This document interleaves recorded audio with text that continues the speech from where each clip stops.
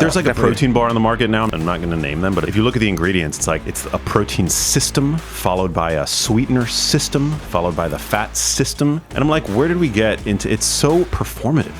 Yes. Exactly. Sleep and exercise have been battling, I feel. The first couple of years, I was solely focused on sleep.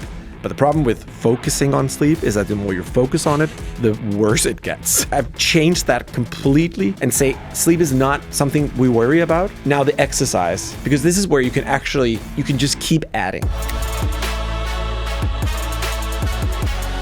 It's lungs, it's heart, and it's muscle. Those are the three main ingredients of a healthy body. So each of these are a bottleneck for the other two. If two is perfect and one is not, then the lowest level kind of sets the bar for everything. I think that's what's going to kill you.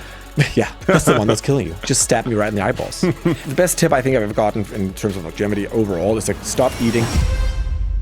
Longevity is my thing. Longevity is your thing. It is definitely my thing. Yeah, well, I'm excited to meet you because your reputation precedes you. Oh my God. Yeah. What have you heard? You're one of the top if not the top podcaster here in Denmark. In that regard, you've got multiple at least in terms of the number of podcasts hosted by you. Jesus Christ. How many? 6? Well, I do 7? 6 episodes a week. Damn. But I mean, I have good people around me. I basically just sit down, empty my brain, or the other end, depend on who you ask, and interview. I have my most fun podcast is like interview celebrities, and I just tear them to pieces. Like it's like a health.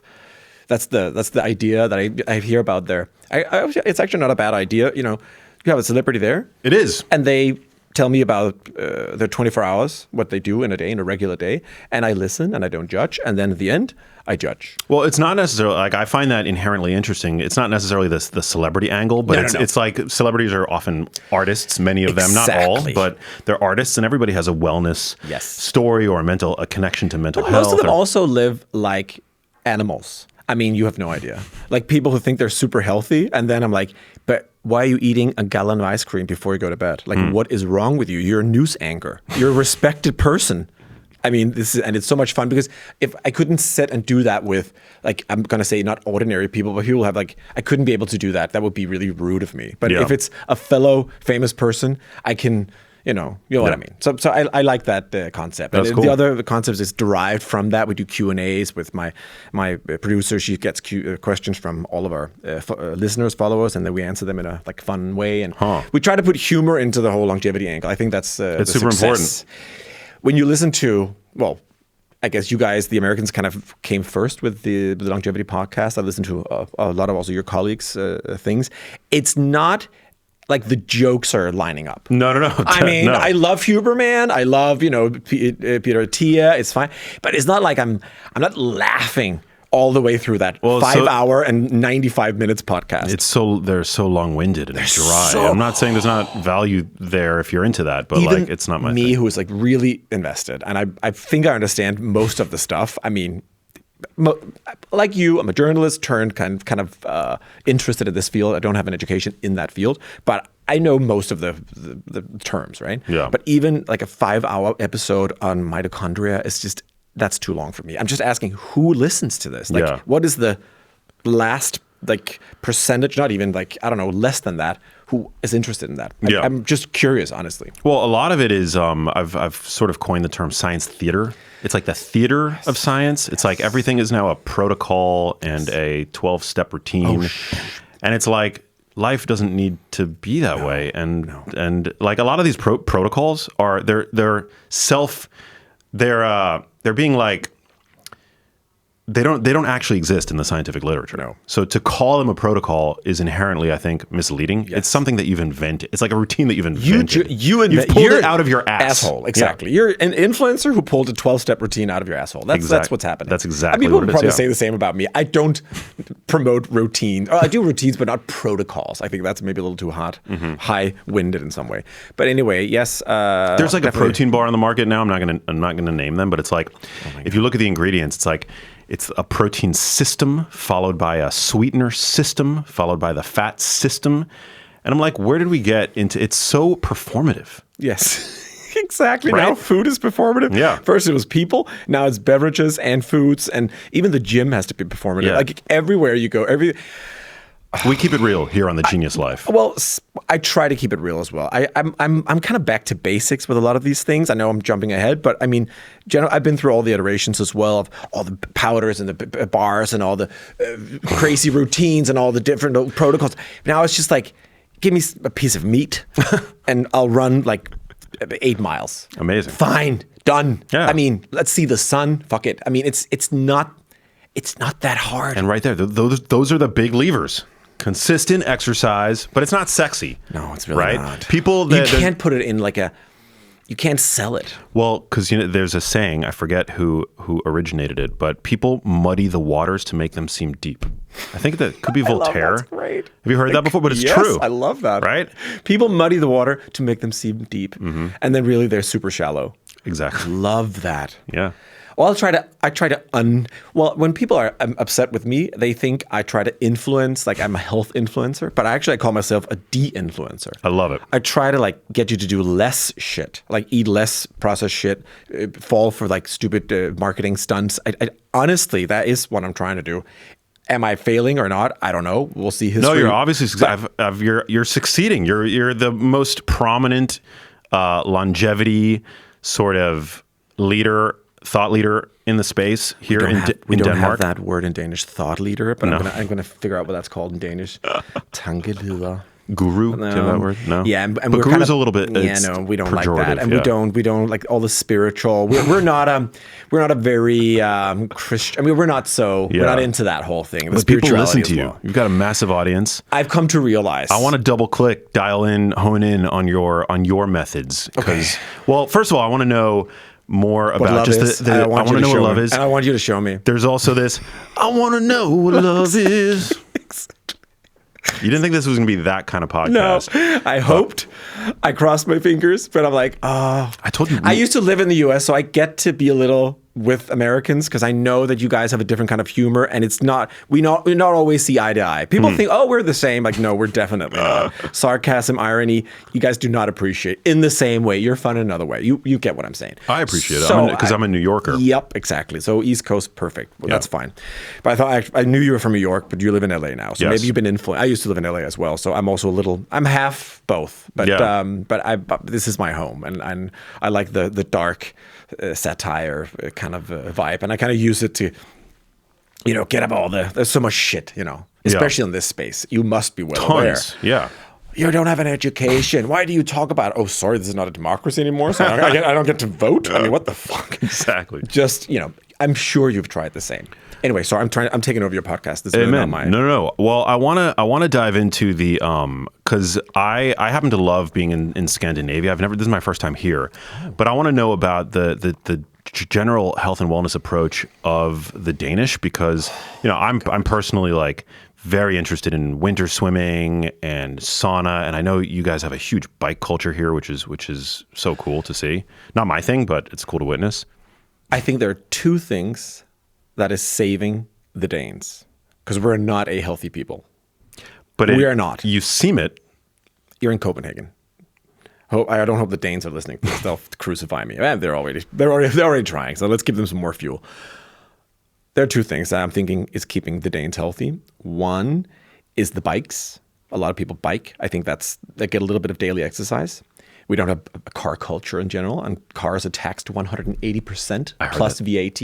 Not on electric cars, which is why I can afford the Taycan Porsche you saw me riding in. Two, we eat leverpostej, which is liver pate, and because of liver, as you are well aware, is like the perfect food. It's like eggs or liver. That's like, if you want to choose superfoods, it's not blueberries, it's not acai. I mean, fuck off. It is liver and or eggs. And we get a lot of liver from leverpostej, which is like a thing. What animal? What is that, chicken or beef? Pork liver. Yep.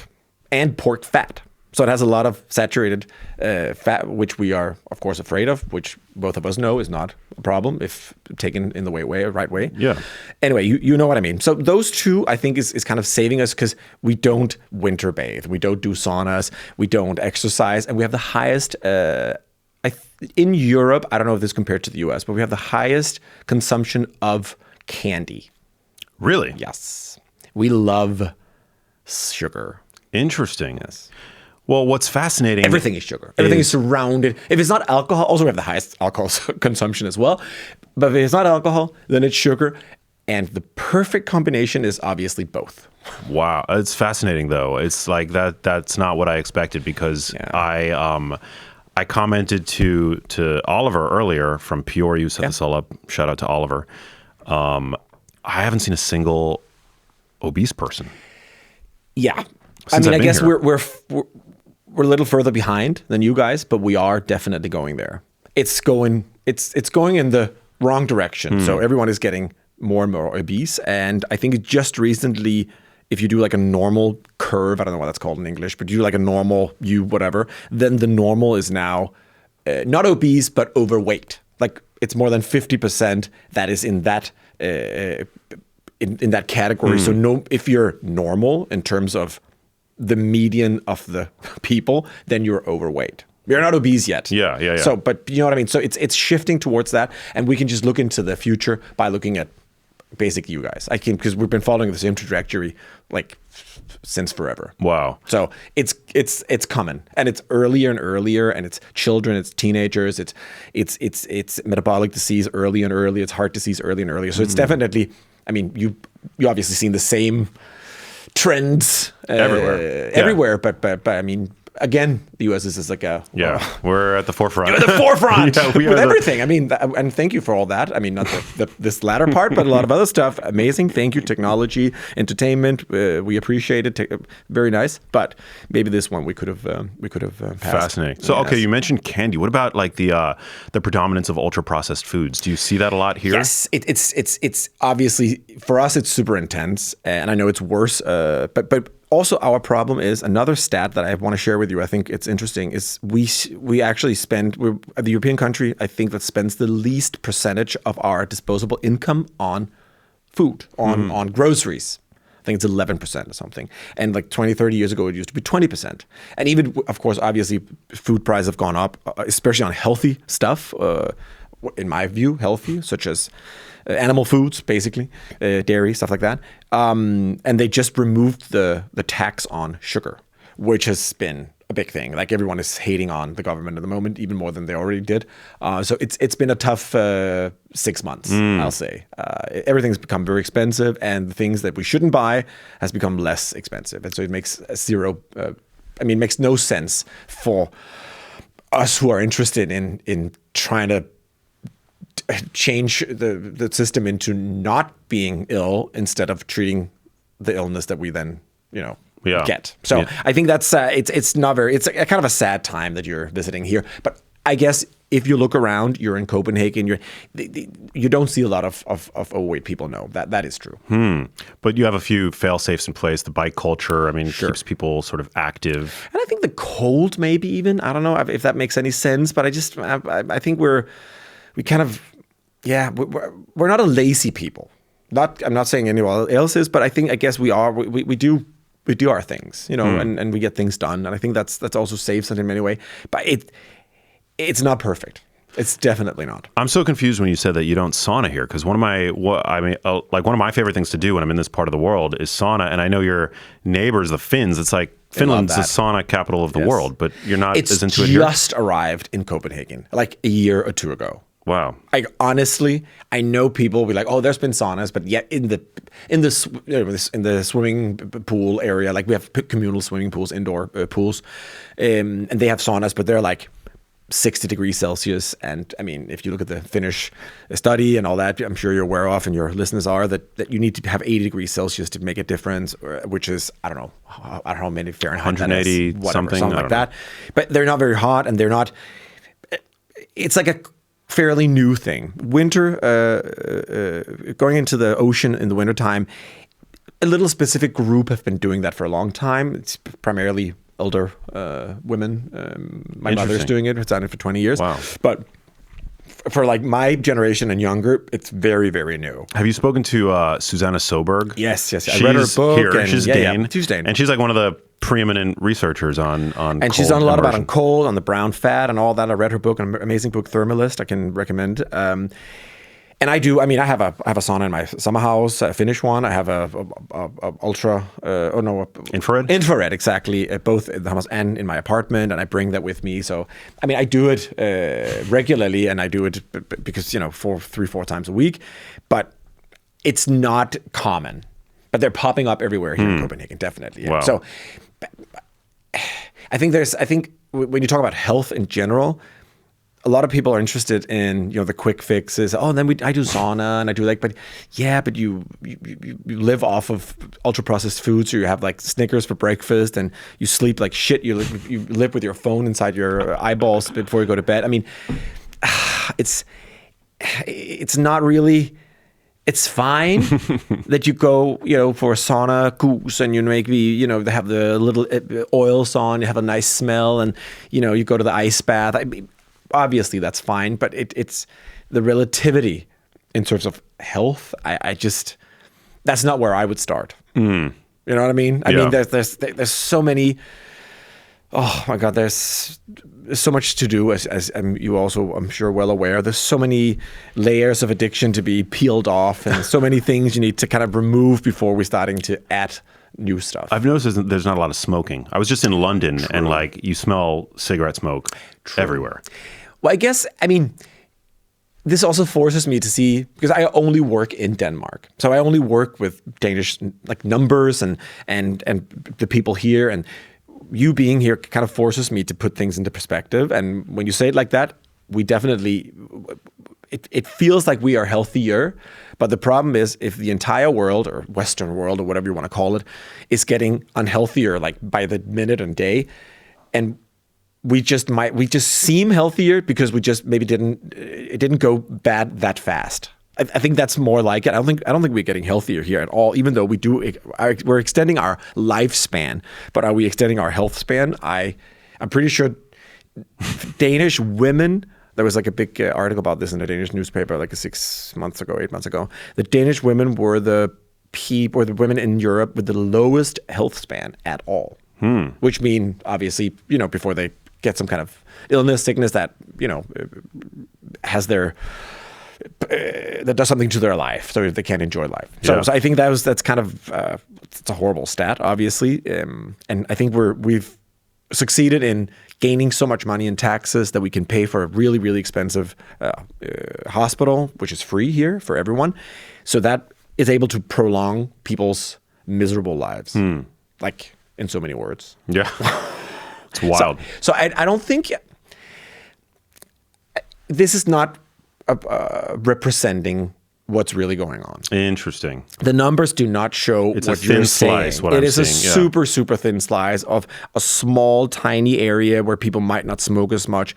The alcohol consumption is definitely going down, definitely, and which is also fine. People just started vaping instead, and people started doing their little the lip pouches. Lip pouches, exactly. Yeah. We call it a mouse diaper. But don't they come from here, or this part? Well, it's Swedish, I think. I think the Swedes kind of figure out how to... The nicotine lip pouch thing, it's a big thing in the U.S. right now. Wow.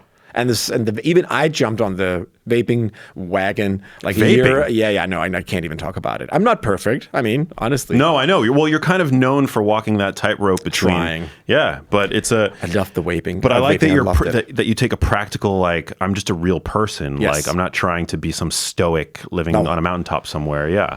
Oh, I love just... You embrace fun, you embrace life, but you're also, like, you've got one foot in this, like, hey, I don't want to just be here for a good time. I also want to be here for a long time. Exactly. That if I was ever to be on Tinder again, that would be my bio. I'm here for a good time, but also a long time. I like that. Well, because people are either like one stoic or the other, or completely hedonists, or like real, like just want to indulge. It's very relatable. Yes. I feel the same way. Yes, but I love life, and I love a good dinner. I love champagne. I love alcohol. I love all the good things in life, dancing, whatever. There's so many things I love doing, and I've come to realize that now that I do them less, I just like them even more when I do them. So there's kind of if there's like a finite amount of fun you can have in a year, I've just spread those out on fewer islands.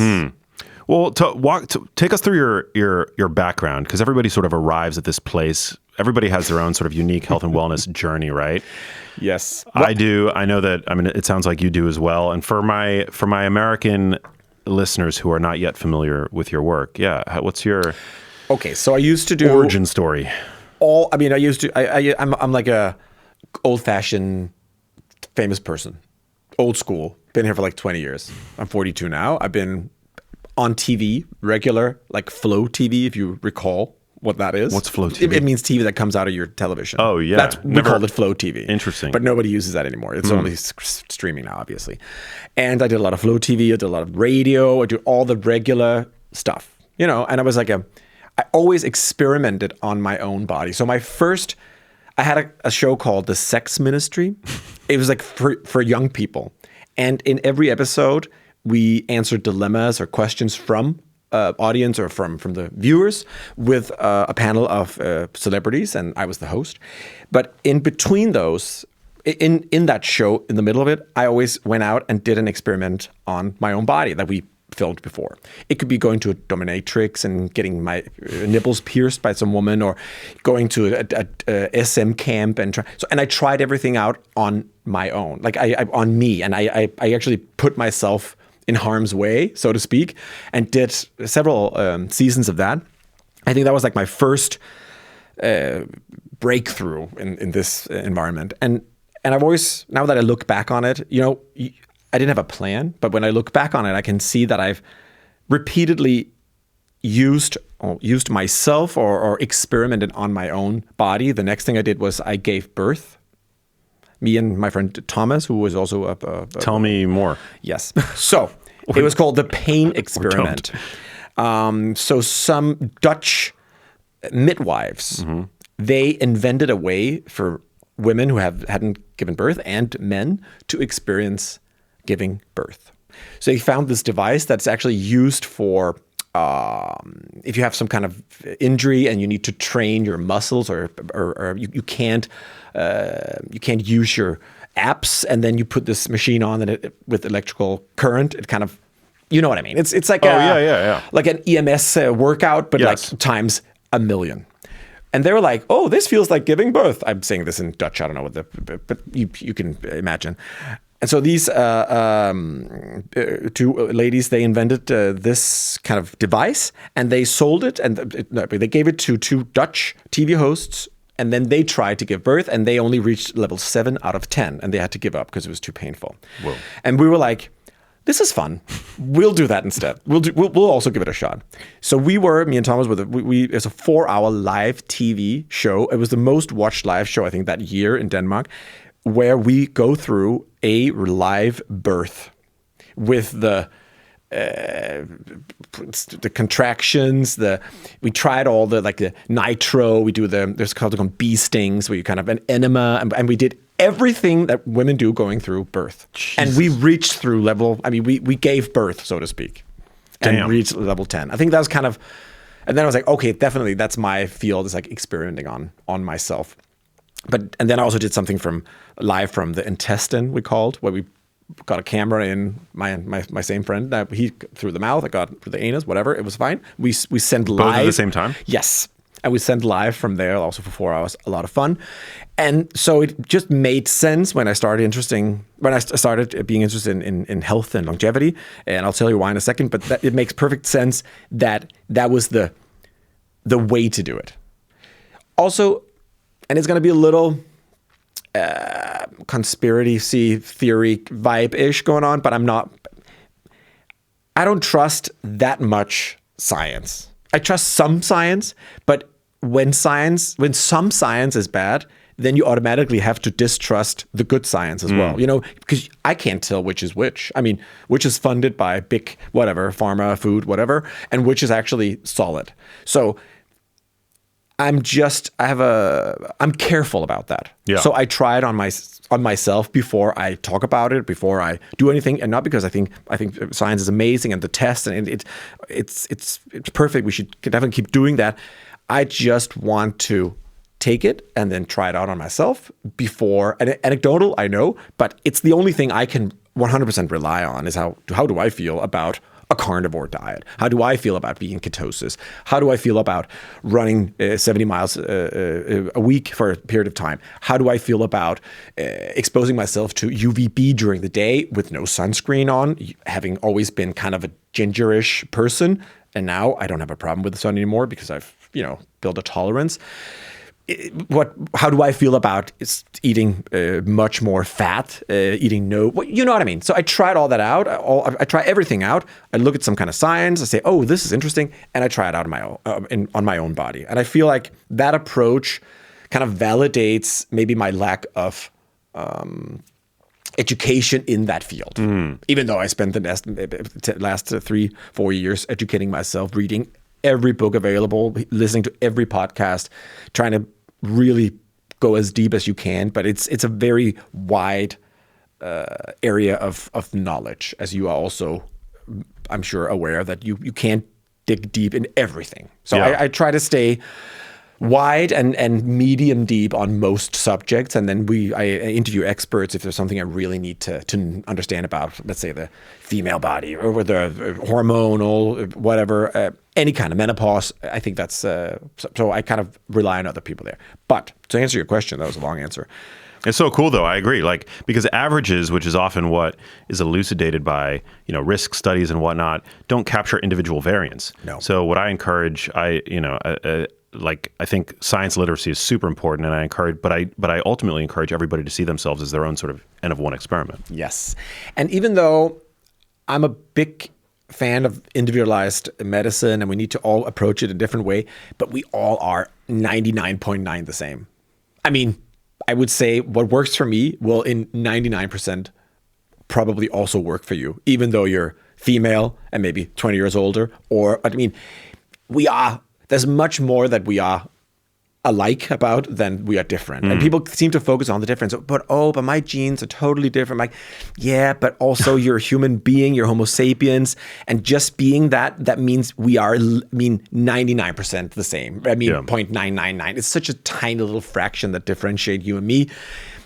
So I don't want to talk too much about everybody should have their own truth or their own version of this. I'm saying, good sleep, decent amount of exercise, sun exposure, the right food with this nutritional value, proteins and fats.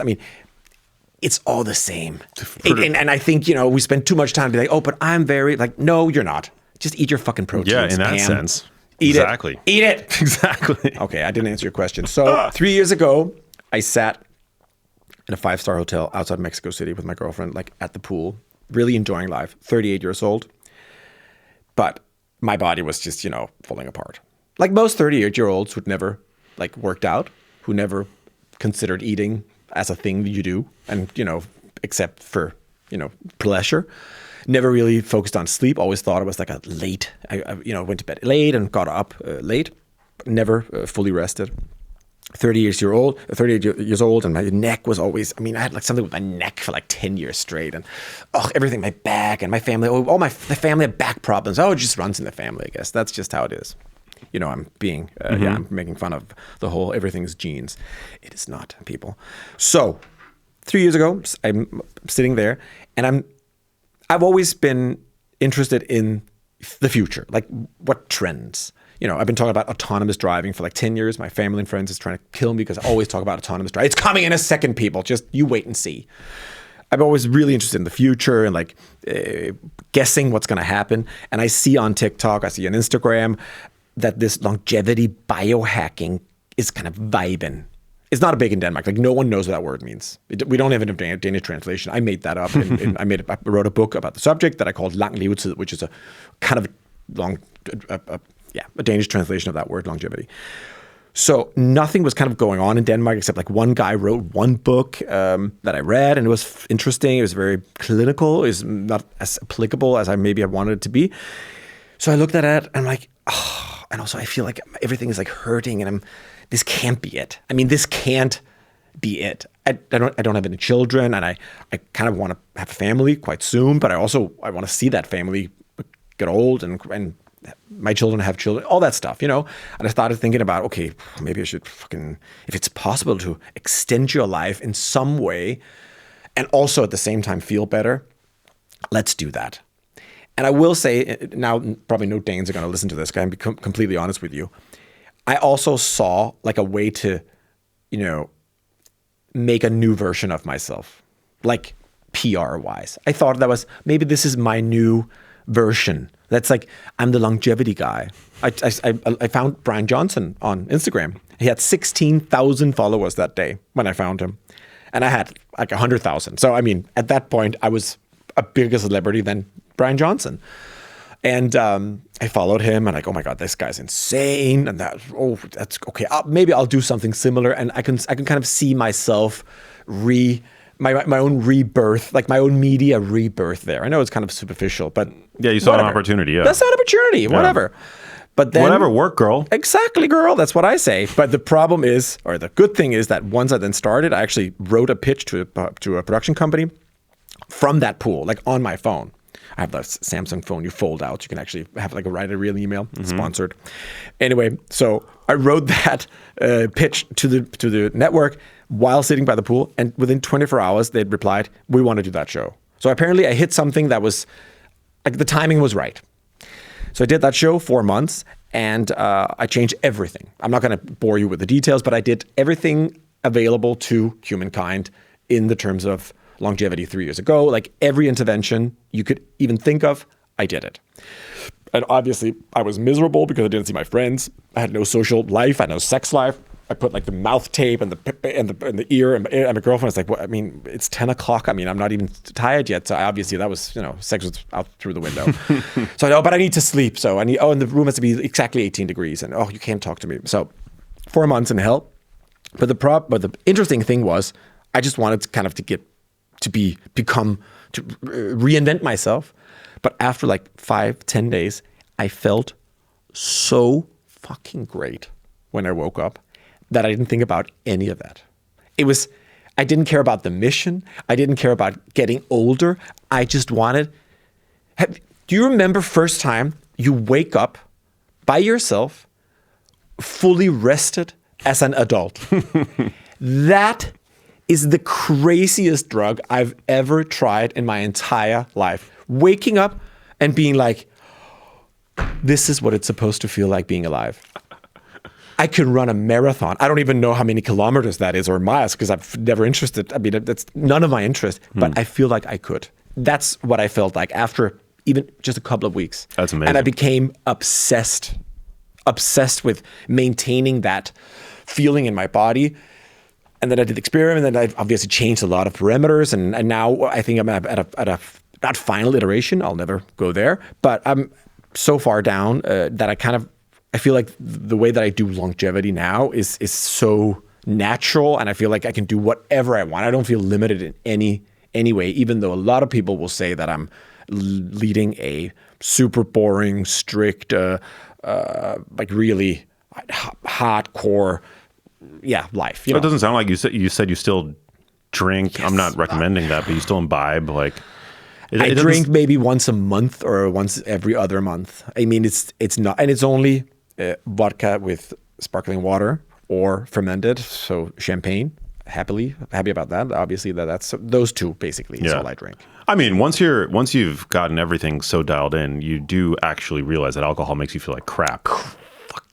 The first two, amazing, but after that, I wish that within, and also let me just do another forecast into the future. We will definitely see substances being allowed or being invented that'll give you that kind of rush without all the breaking your entire system. Yeah. Which is alcohol. It's basically what you could also use it to clean stuff up. And I think if you have stuff you put in your body that you could also use to remove fat stains. Yeah, exactly. That should be a big ass fucking red flag. It's a toxin. Yeah. I don't drink very much. I drink like twice a year, maybe at that. And I think we're seeing record low levels of alcohol consumption in the US at least. It's same here. But with young people in particular, like Gen Z, I could be butchering the statistic, but it's like 50% are not drinking alcohol. which is crazy, because young people are usually the ones to be reckless and to Same play here. with that stuff. But it also comes, I mean, obviously that's a good thing in some ways, but it also means that there are some social consequences for these generations, that they come out less, they have less friends, they have the relationships bloom later, romantic stuff, sexual stuff. It takes longer to kind of, and maybe it's not necessarily a bad thing, but we can definitely see that it has some consequences, that people don't have that social lube available anymore. Well, it's confounded because they're also glued to TikTok and other. Well, definitely, and that's not even. Oh my God. Yeah, crazy times. Yes, crazy times. But I'm happy that I kind of hedged my bet on longevity, or kind of did that with my own body 3 years ago, because I don't think I could have endured the world the last 3 years if I hadn't have this kind of I don't know, ice chunk to hang on to. Because and also the resilience that comes with having a healthy body and healthy mind, which obviously is the same thing. And I know you're going to say that as well. I mean, your focus obviously is the brain, but the brain is just another organ. I think Descartes kind of when he kind of separated brain and mind, body and mind, which is a big misconception, I think, in terms of how we view health. I've never thought of that, but yeah, you're right. Yeah, it's like I think that really he fucked that up, that guy. Yeah, like the duality. Yeah, he's like, oh, it's the mind, and then there's a body, and those are two completely different. But and once you know basic biology, you realize that the brain is just another organ that you need to treat with the right. I mean, it has to have the right amount of, fats and all that stuff that the brain needs. Yeah, the mind is literally all that stuff. The mind is the mind is produced by the brain the same way the movement is produced by the joints and the muscles. Exactly. And also now that we're seeing so many new interesting studies in terms of mental illness when it comes to your gut and how your microbiome, and it's just, I think it's what a time to be alive. So where did you settle? You've tried all these different modalities. You mentioned before we got recording that you had been a vegetarian or a vegan for a number of years. Like what is the current iteration of your approach to longevity? Which also, by the way, fascinating that you don't have a word for longevity in Danish. No, it's. I mean, we define. Like, what does that say? That's fascinating. Longevity, we would say lang levelse, but it's lang levelse is more something you'd say about your washer or dryer. Like that's like kind of your electronic will have lang levelse. Oh, it has a nice, it's a good stuff. It's quality, but it doesn't have like a real word. No. My current iteration of longevity is definitely an animal protein exercise based one. I think those are the maybe the most important aspects. I think I've come to realize. I was a pescatarian, whatever you want to call it, for like 10 years. And I also dabbled into veganism as well, vegetarianism, all that. And when I wrote the book, which is no more than a year and a half ago, I actually write in the book that I could see myself being a vegan in the future. And maybe that's going to be the future. I've really changed my view on that, like 180. I delved into the whole protein, the problem with the amino acids, like all the 9 essentials have to be available, and the whole what's called PCDAS system, whatever. I don't know but you know what I mean. The one that you have to, like, if it's what kind of protein is it, like how close to 1.0 can you get with that? And it's only eggs and meat and poultry and fish that is in the top tier. That's just everyone agrees on that. That's not, even if you're a vegan, you need to look at that and be.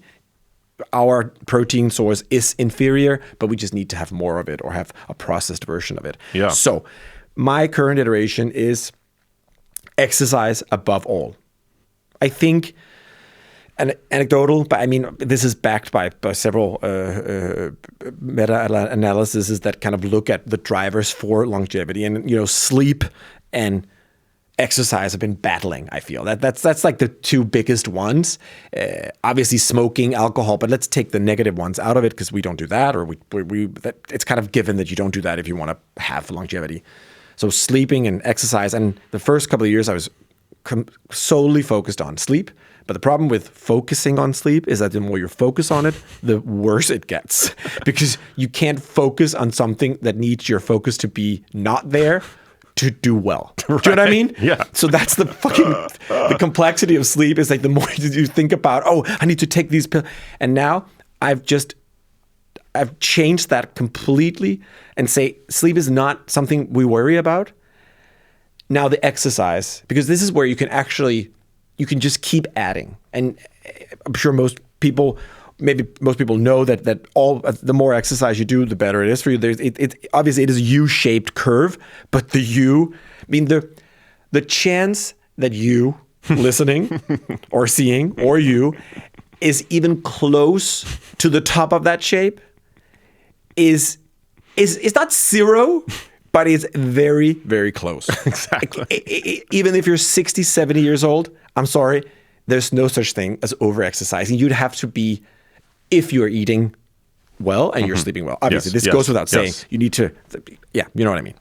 So I just put my money there, like the exercise, and which is the weirdest thing, because I am the laziest fucking animal on the face of this earth. I used to be like, I never owned a bike. I know you just said in the beginning that we were biking. I never biked. I don't feel like it.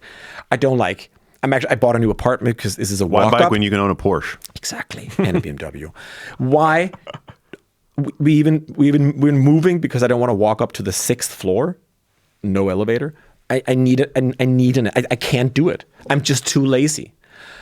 And I would drive everywhere. I drive everywhere. It doesn't matter how short the distance. I hate exercise and I hate walking and I hate being sweaty. So if I can get to a point where I exercise between 6 and 10 hours a week, then literally everyone who is not handicapped in some way can do this.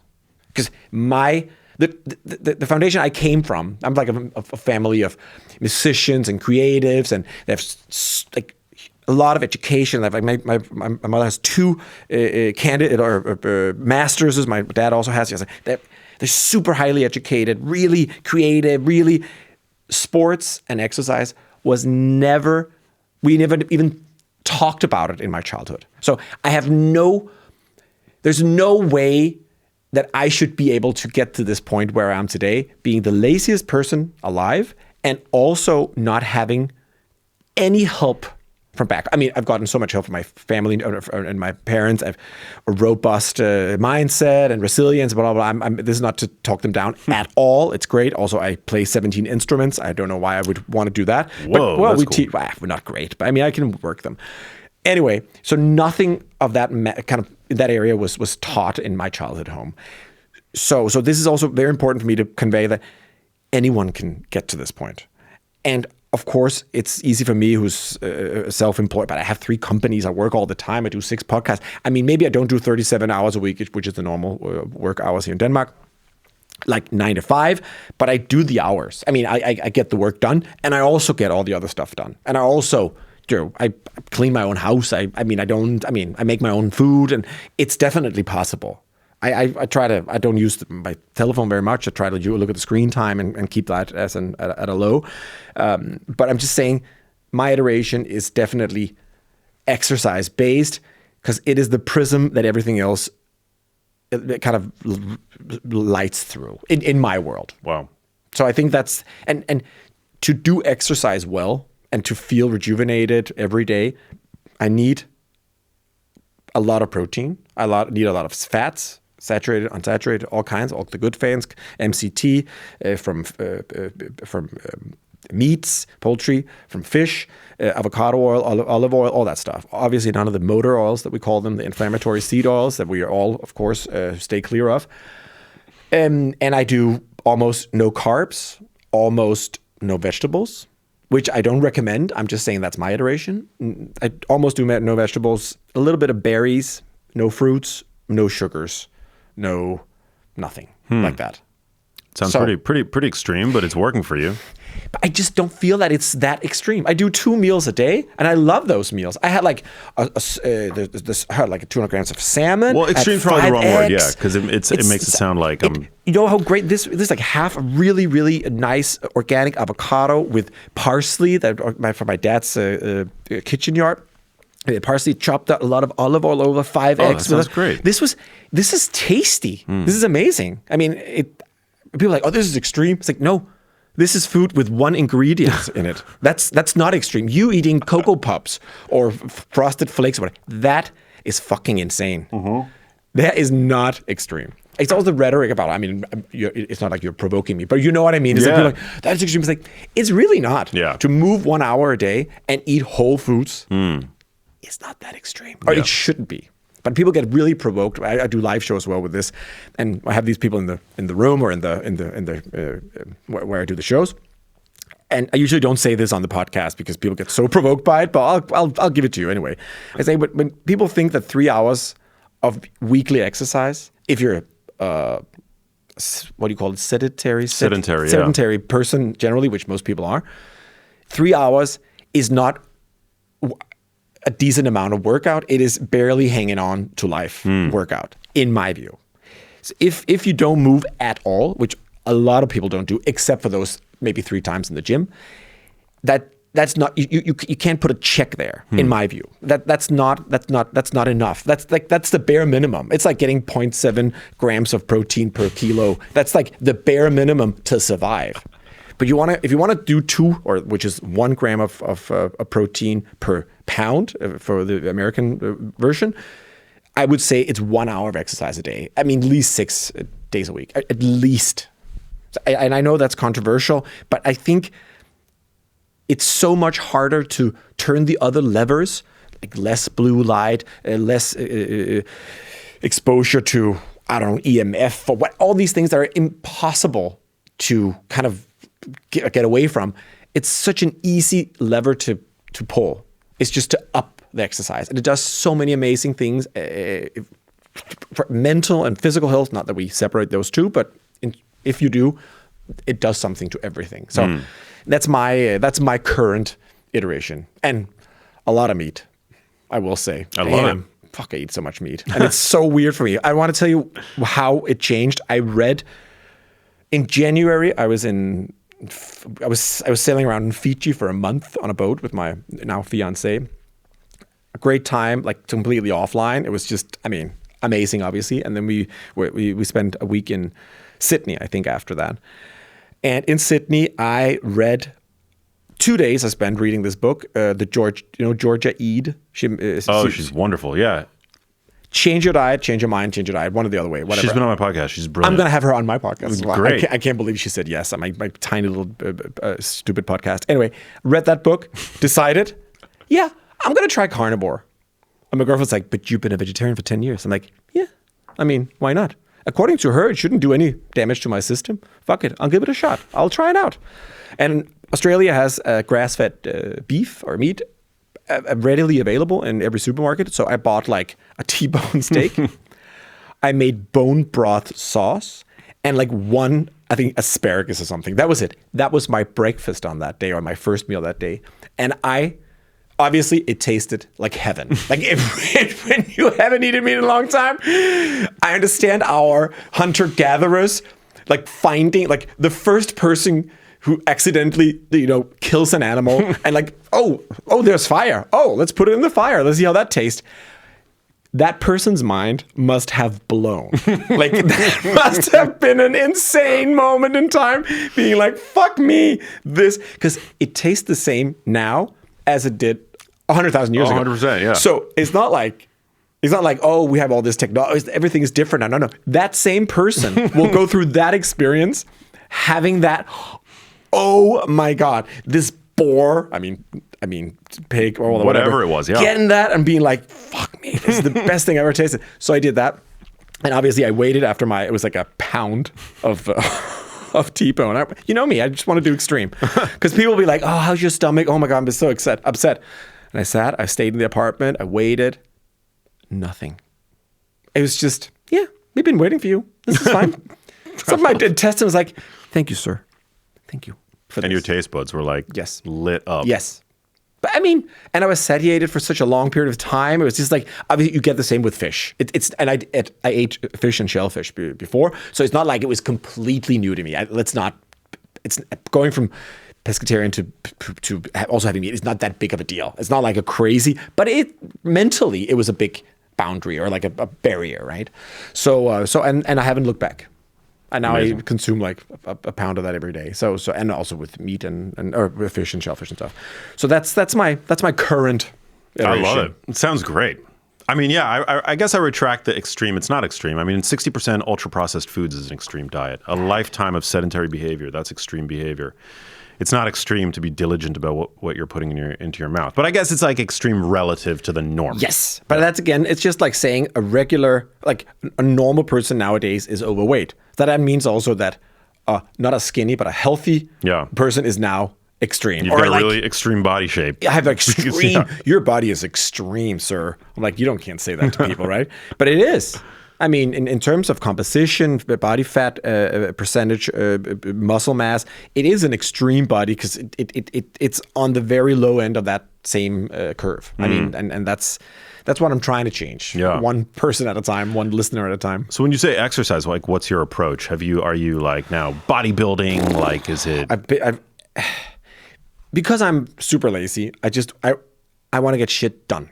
When I'm in the gym, just massacre me. I mean, I don't want to, but this is not an area of my expertise. So I rely on smarter people. I have a physiologist called Max Lugavere, which is probably the best one in this country, who helps me with the workout plan and stuff. And I have a personal trainer who's like a beast. But when it comes to muscle building, I do only up to 80% of what I'm capable of every time. Because if you want to do the amount of exercise that I do, the restitution or the recovery is for the last 20% is too big of a... It takes too long, so I wouldn't be able to do the same exercise the next day or the next day again. So I do 80%, 85% of what I'm capable of every time I go to the gym. And I do 1 or 1.5 hours of rigorous muscle training with machines or lose weights or whatever. My friend Yannick does it with me, and he just says what I have to do. That's fine. So that's like 2 or 3 hours a week. And the rest of the time, I do my newest obsession, which is, I never thought I ever was going to say this because I usually hated people who do this. I mean, genuinely from the bottom of my heart, good old-fashioned hate to people who run. They're the worst, right? They're just the worst. Only succeeded by 50-year-old bikers. Like, not bikers, but you need bicyclists and their Lycra outfits. It's a big thing here in Denmark. And it's the most obnoxious thing ever. Running is the second most obnoxious thing. So that's me now. And I think a big part of doing this longevity and doing all this is also swallowing both your pride and your own words. Because I've even written down this stuff. I mean, it stands, in all eternity. It's written in a book. It's set in a box. I can't go. So now I'm just, yes, I was wrong. And now I just did a half marathon 2 weeks ago. I'm going to do a marathon next year. And I don't say I'm joking when I say I hate myself, because I don't. I think it's amazing that I'm capable of it. But if you told me 3 years ago that I was going to do this, I would have just slapped my face. So that's where it is. But I found my little area of I love running, and I'm good at it, and it doesn't hurt, and I feel great, and it's actually the mind thing mostly.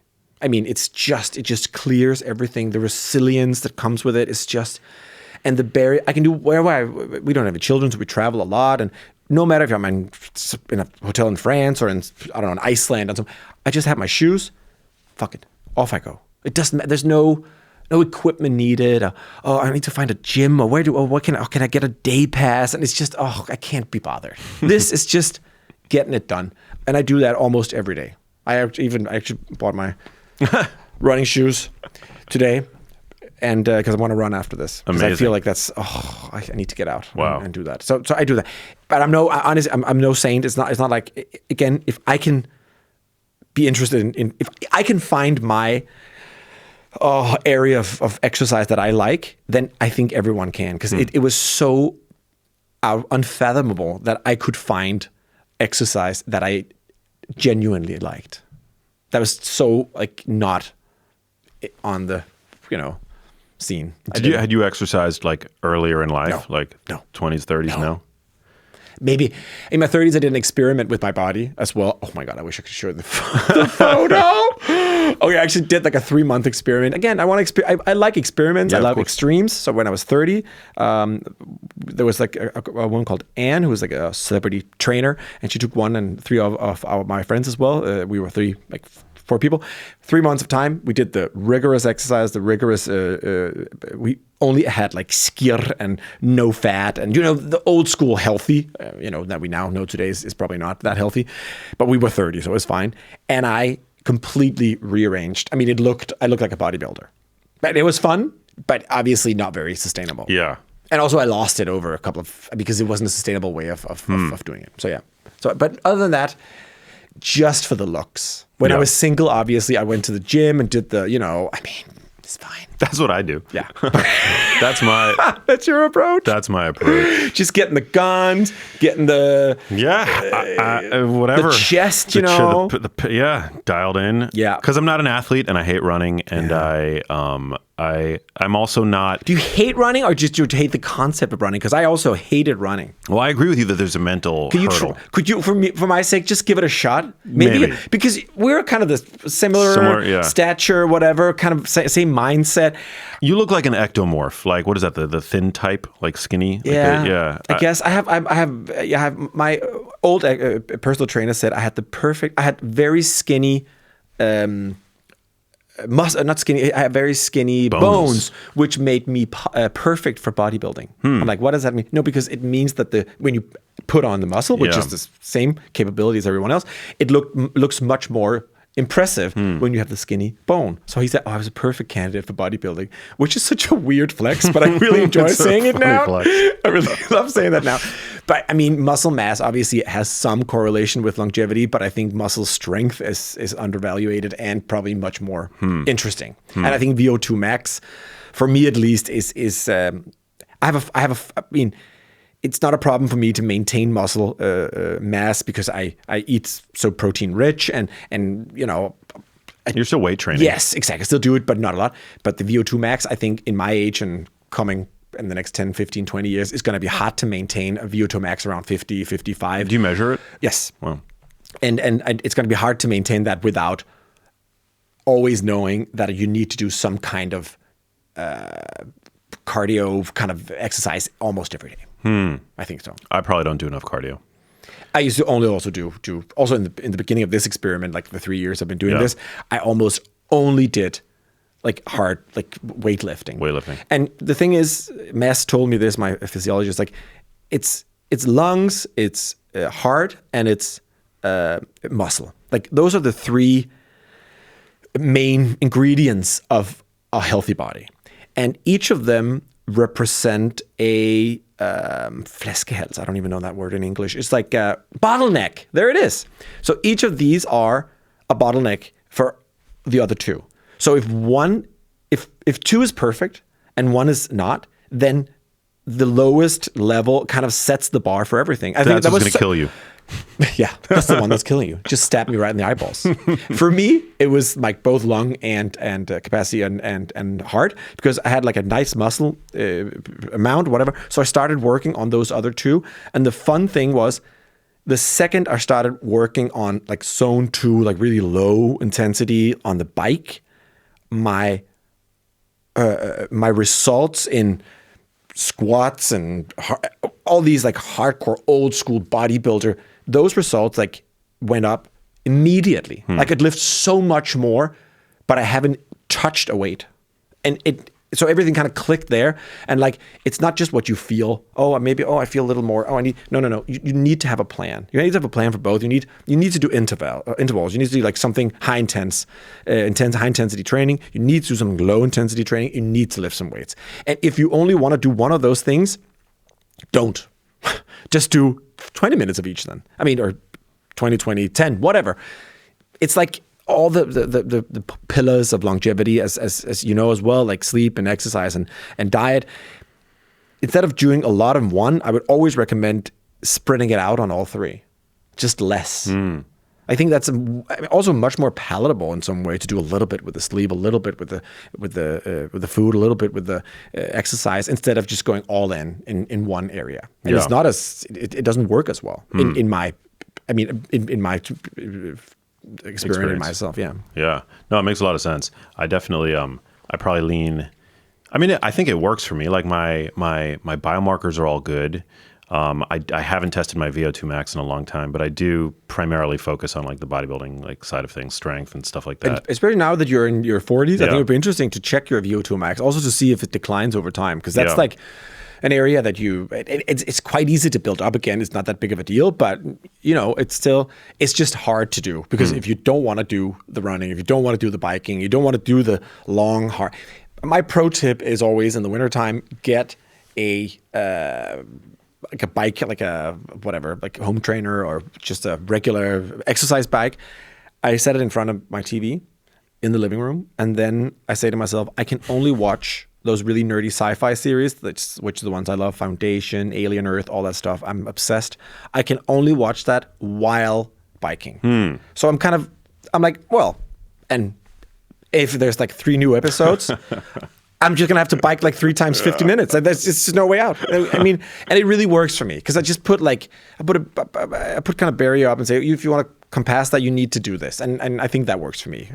So I bring that out in the wintertime. In the summer, I run. I think that's going to be my plan. But I don't know.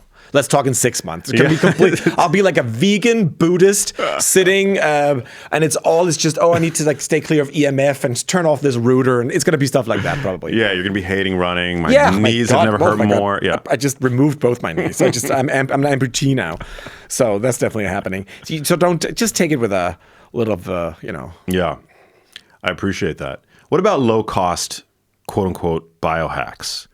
Everybody's true. Obviously, like, there's a lot of, we kind of alluded to this earlier, that just the fact that there's so much marketing going into this space, right? And there can be, some of these modalities can be cost prohibitive. Yes. But say you've got like $150 to spend on something that's going to have a measurable impact on your life, on your health. What would you recommend? I don't know what the conversion is, $100 to whatever. Yeah, it's like 1,000 kroner. It's fine. Whatever you guys have here. Kroner, it's tied to the euro, but it's fine. It's almost the same. I can do the conversion. I would say, let's start with low cost longevity things in general. Almost all exercise is free. Like you don't have to have a membership at a fancy gym. You just buy, let's say you have the $150. You buy a yoga mat the first month and 2 kettlebells. There you are. I mean, honestly, 99% of the people on this planet would not need anything else. Like a 20 pound or 40 pound, I don't know, something like that. And if you did that, you could do almost everything at home. You find some YouTube person you enjoy looking at of the same or different sex or something in between, whatever you want to do. Look at that person, do that, and do that every day. Fuck it. Just do it half an hour. It's fine. You can buy a pair of running shoes, like a nice running outfit that makes you look sexy or makes you feel sexy and fine. I think that really works for me, that I look good while I'm running. I invested a lot of money, some money in that. That's the second month. Then we have all the exercise going on. Then you have all the stuff to do, both some high intensity on the running and the low on the running, and you do the kettlebell, the yoga kind of thing. This is free. Like, there's nothing you can do in front of your TV. You can listen to podcasts. You do whatever. Just look at your screen time. If you're worried you have time enough, trust me, you have. Then we have the food. I think that's where I would invest all my money. Yeah, no, I would invest $150. Okay, good. You got some leeway. Yeah, it's fine. I still got some money left. I can see. So on the second month, I would purchase a CGM, continuous glucose monitor. It's $50 at the moment. I think it's actually now it's over the counter available in the US. It just became here in Europe. You could buy it for a long time. I give that to all my skeptical friends and family. And I must. Have you tried it? For 2 weeks. Yeah, whatever. It's always in 2 weeks, and then I recommend people continue their regular life for 7 days, and then switching to my way or a way that suits them. That has some kind of. We'll get to that. 7 days of a more coordinated effort in terms of diet, and see the insane difference. Because I think a lot of people are, even though they say they're not, they will be motivated by the gamification of that. Amen. Yeah, it's true. Because a lot of people are like, oh no, I don't want to track my sleep. It doesn't. And then everyone who tracks the sleep after is like, oh my God, I'm obsessed. Yeah. I need to sleep. Now I know, I understand. I need to sleep better. Or when they track their VO2max, oh, it's a little better. Oh my, it really works. Even for people who say tracking doesn't work for me. So my girlfriend's one of them. She doesn't want to know. I'm like, yeah, but now also here are your numbers. She's like, okay, that works. So it definitely, I would say 9 out of 10 would have some kind of benefit from having a CGM on. But what do you think about, I think one of the risks of that potentially is that it might lead to people pathologizing otherwise extremely healthy foods that do cause a spike in blood sugar, like berries and whatnot. True, but berries shouldn't be consumed on an empty stomach anyway. So then you just know that if you eat berries, you do that with your Greek 10% organic yogurt, or you do it with, I don't know, as a dessert, like some kind of whatever. If you do it after a protein and fat-rich meal, it's not going to spike your blood sugar. I eat berries in the middle of the day on an empty stomach all the time. Yeah, I wouldn't do that. Why not? No, because it has a sugar in it, especially blueberries. That's like 8% sugar. And come on. Yeah, I don't eat blueberries extra anymore. It's strawberry, raspberry, blackberry, stuff like that. It's like the lowest. And I mean, again, I can come off as extreme, but I like those other berries more than I like blueberries. You have berries here that are even more anthocyanin rich. Yeah, do you not? What are they called? We have what's it bilberries? Called? No, yeah, we also have that, but we also have houtuana. We have all kinds of crazy berries that you need to put in the freezer because they cut your hands off if they. Yeah, it's insane.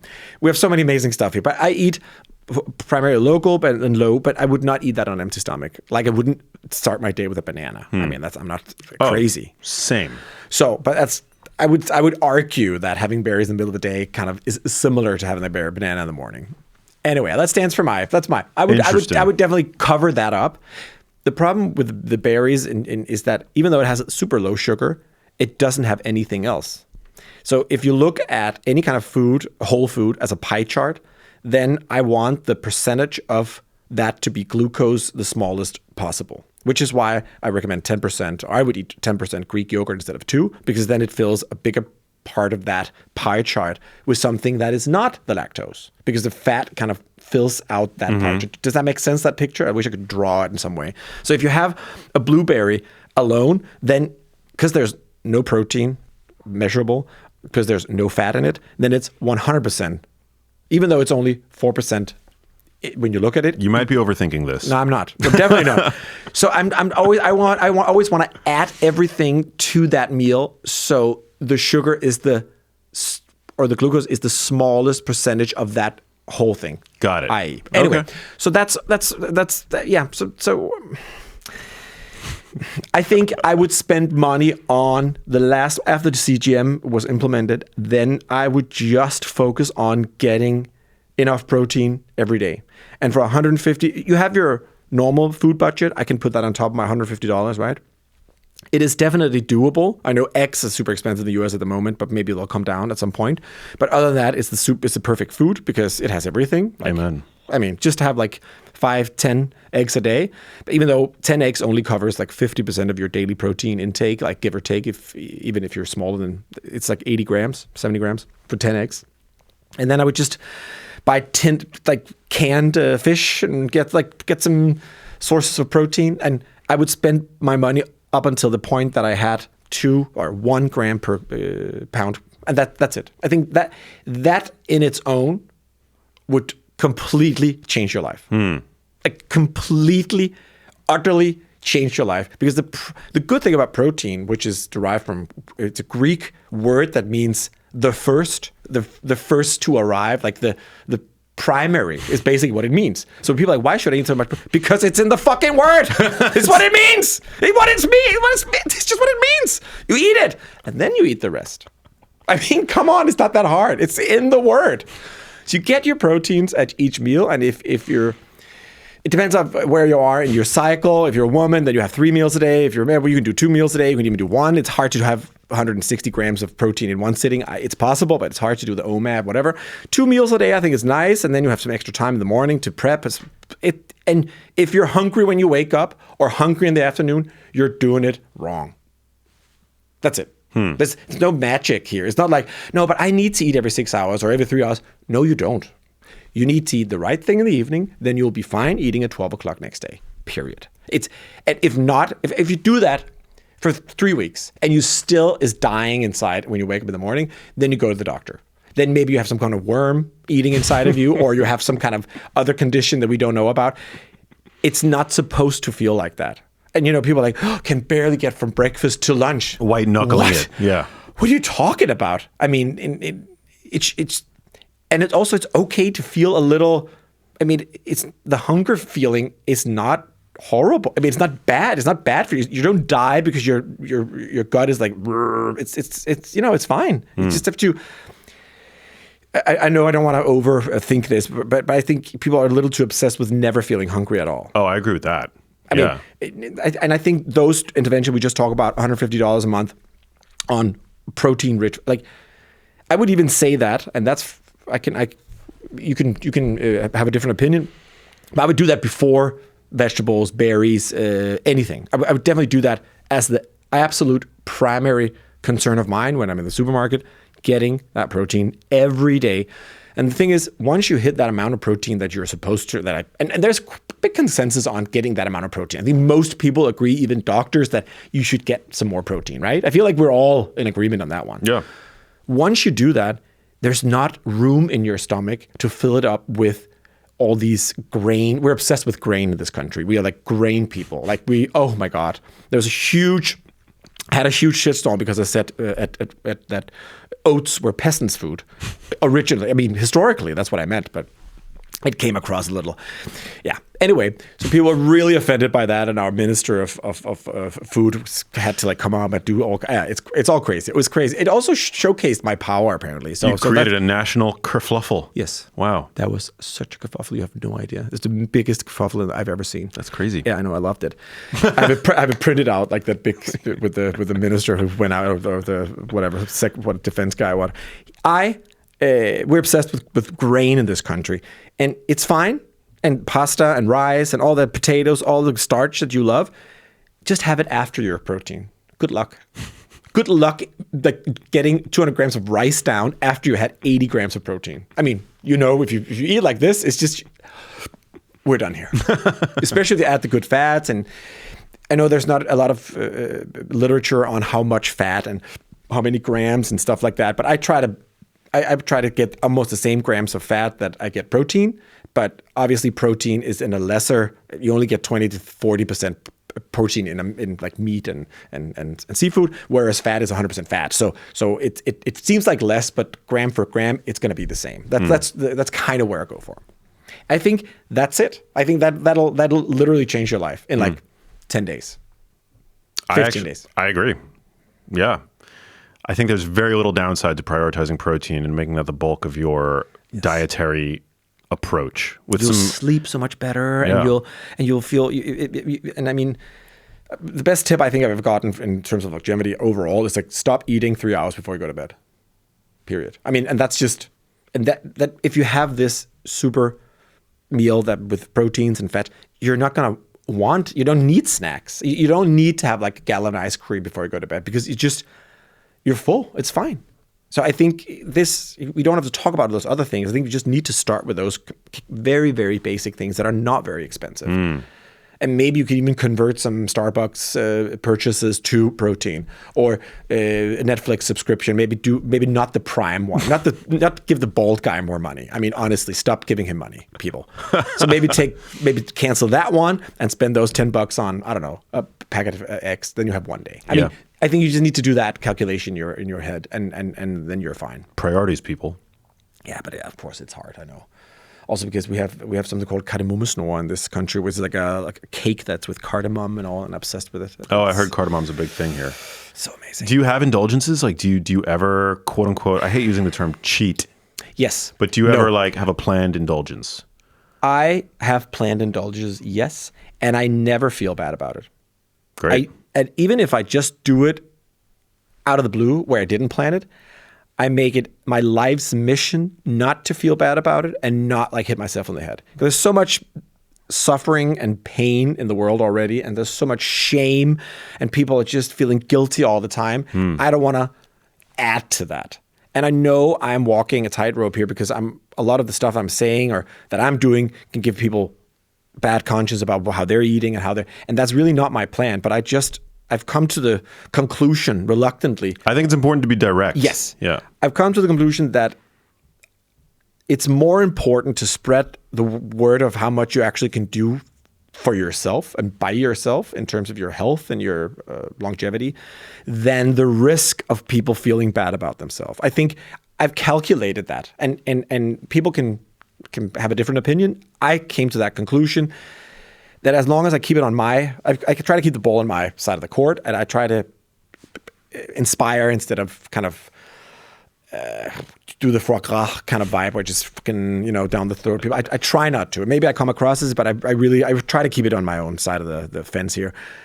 And I think that's more important than maybe hurting someone's feelings once in a while. And it's such a small percentage of people who will experience that. If someone literally fundamentally can change their life and health because of this, then I think it's all worth it. But it's definitely something that I think about. And I actually put a chapter in my book about this whole, like, the culture of perfection. And we all need to, everyone strides for this perfection and ideals. But ideals is, the concept of an ideal is that it's unattainable. Like, that's why it's an ideal. Like, not even I live like I write in this book. And it's very important to say that out loud. So when people read it, they're like, oh, so this is just something we look towards. This is not the end goal because it's not possible. I'm sure you've written something where you're like, yeah, I don't do that myself either. I mean, you have to do that once in a while to just get the message through. But then I'm not. Maybe I should just make sure that people know it's okay not to do this all the time. This is an ideal. It's very important for me to say. Amen. It's so true. I love that approach. Yeah, I think we provide templates. I think that's the goal. Trying to, at least. Yeah.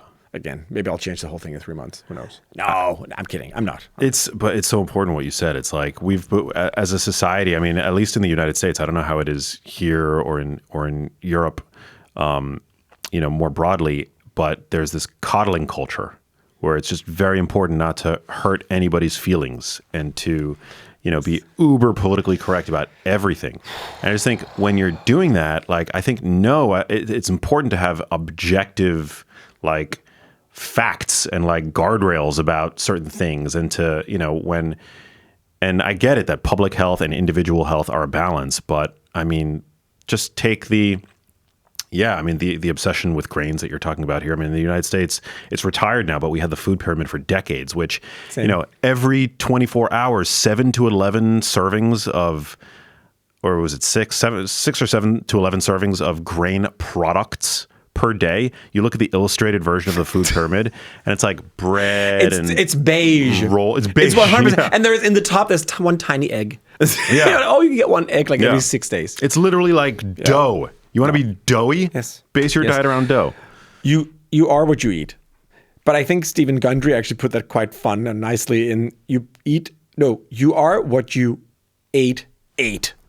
So you also have to look you have to dig a little deeper, because if you eat that egg, but that chicken has been fed with soy and grain, corn, all that shit, then you're also eating that. And if you're eating beef, yeah, that's fine because we like beef. But if that cow has been eating grain and soy and antibiotics, then you're also getting that. Yeah. So you need to, you are what you eat, but also what you ate. Yeah. You are what you ate. There's 2 whats in there. Is there? Yeah. You are what you ate. It's I don't even comprehend what you're saying anymore. No. It's complete madness. Dude, well, you get the idea. You get the idea. This was so fun.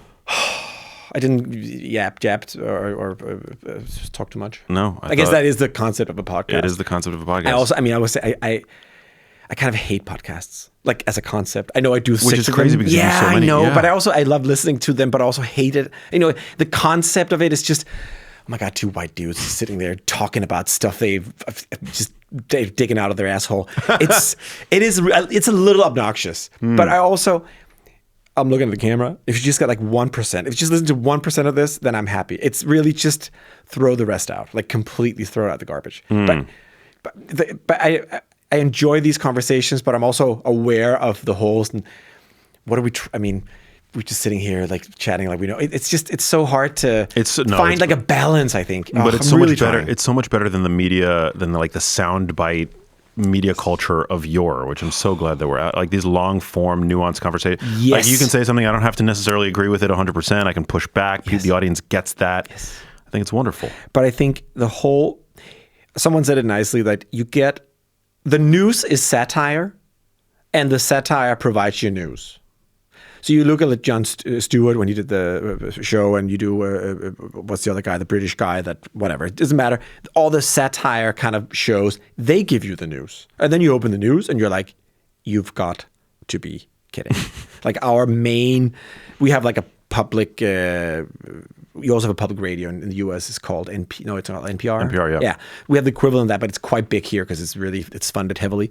And they did like a whole campaign on how, it's not a problem. The blood sugar goes up and down, and to have more corn and have more grain, not corn, it's grain. It's not corn, it's maize. So that's not what I mean. Have more grain because it's just so good for you. And it's just, how can someone not think that food is political if the food pyramid differs from within countries? Yeah. Like that is the proof that, if there's red wine in the one in France, and it's grain and pork in the one in Denmark, and it's incidentally the same thing we're producing, how is that not political? I mean, how can you say that it's not political once you have those facts? It's very political. So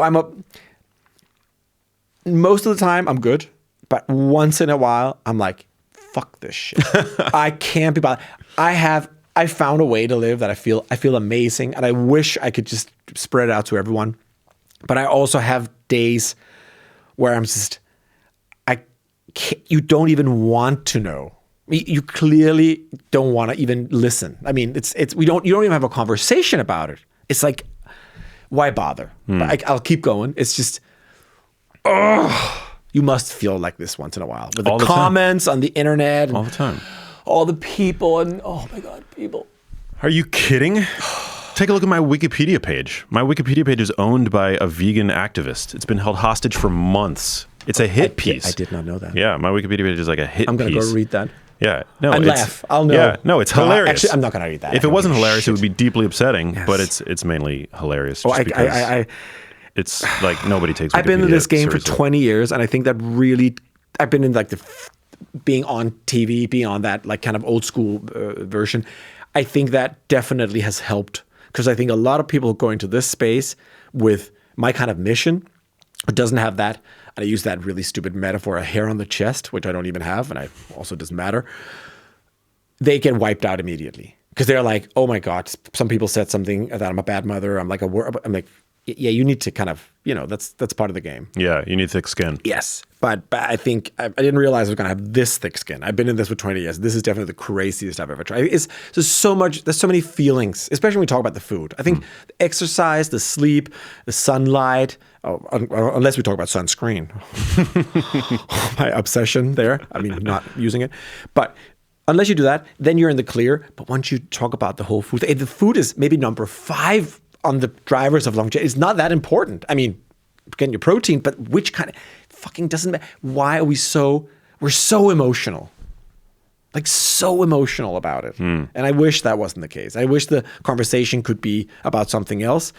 But I'm also aware of that I need to take that media attention I can and spread. And then I use that to spread this message that I want to come out. And then I sometimes have to use a platform where they want to talk about food, they want to talk grain, they want to talk whatever. And that's a necessity, but hopefully in the future, once we have millions of listeners to our podcast, then it won't be necessary to kind of obey those like kind of old school media. Mores. Yeah, I agree. I mean, why should people talking about food upset anybody? I mean, people have been talking about food since there have been people and food. Yes. And, well, because we live in, the credentials are guarded. Yes. The status quo is guarded. Oh, my God. And anything that falls outside of those margins is misinformation. Yes. Oh, my God. Misinformation. Is misinformation. What does that word even mean? Exactly. Is that a new word? I'm spreading misinformation? What are you talking about? I'm just saying words. I'm not spreading misinformation. Also, I'm right. But also, if I wasn't right, I mean, shut the fuck up. What are you talking about? No. This is insane. Those that use that term, I think, are the most likely to spread actual misinformation. Yeah, it's a big problem, but we are pushing back against that here on the Genius Life. I'm so happy about that. Thank you so much. That feels so. It's so nice to talk to someone else once in a while. I mean, there's also people in Denmark, but it is a small group. And we're all together. This is the Health Week in Copenhagen, and we're all just like patting each other's backs and hugging and just everything's gonna go fine. Hopefully, maybe we won't die. We hope. Well, dude, this was so fun. So fun getting to know you. Yeah, this was amazing. Okay. I've got one last question for you before we get to that. Where can listeners connect with you on social media? How can they consume your podcast? I don't know how many Danish-speaking listeners we have in the audience, but drop all the places where people can connect with you and consume your content. Yes, that is very nice of you. Primarily do stuff in Danish. I've started doing stuff in English as well. I recorded a couple of podcasts in English. I'm going to do more of that. Everybody here speaks English. Yeah, and everyone. I mean, it's perfect. So I probably should do. I just feel like sitting and talking to a Danish person in English. I feel that's a little theatrical. Like it's a little too much for me, so I can't do that. But once I get the international guests and stuff, and maybe I'll have you on my podcast one day. Maybe that'll be nice. And then I'll do that. But that's on my Instagram called Emil Thorup. It's EMILTHORUP. Emil Thorup. And everything I share in there. And my podcast is called Lang Levetid for the Danish people here. But hopefully I'm going to do something in English at some point. I think it'll be fun also because I don't think there's any more Danish experts I haven't talked to. So I need to kind of branch out. So that's it. But there's not a lot for English speakers, unfortunately, yet. All right. Well, maybe they're not even interested, but to be continued, I guess. Yes. Last question that gets asked everybody on the show. What does living a genius life mean to you, Emil? It's actually a good question because you can answer within kind of any. I think this is not... that life isn't as much about balance as you thought. And the problem is people think that balance is the way out of everything. But balance means that there's the right amount on the ledge already, but right now there's way too much. So you need to take stuff out instead of balancing. And I think fundamentally changing that aspect for me has done everything. Instead of, I need to balance this work and this work. No, I don't need to because it's like having those like these people who are like having what do you call it? Plate running like this, like thousands at the same time. It's not. You need to take the plates down and just have one or two or three. You need to not balance. You need to deduct stuff from your life. Take things out of your life instead of trying to balance an overfilled life. So a genius life for me is realizing that you won't get happy until you start taking things out. And once you have a nice amount of things. It can be exercise, it can be a relationship, it can be work, it can be hobby. I don't care what it is. It doesn't matter. You get it. Then you can start finding balance. Because obviously there's something that's going to be hard. There's something that's going to be nice, and you need to balance that. But right now there's too much there to ever find balance. It's not happening for anyone. So that's my genius life. I love it. Well, thanks again. This was super fun. Thank you guys for listening. Thank you to Puri for sponsoring this episode of the show. Thank you to Copenhagen Health Week for having me out here. And share this episode around, guys. Love you all very much. I'll catch you on the next one. Peace. Hey, if you liked that video, you need to check out this one here, and I'll see you there.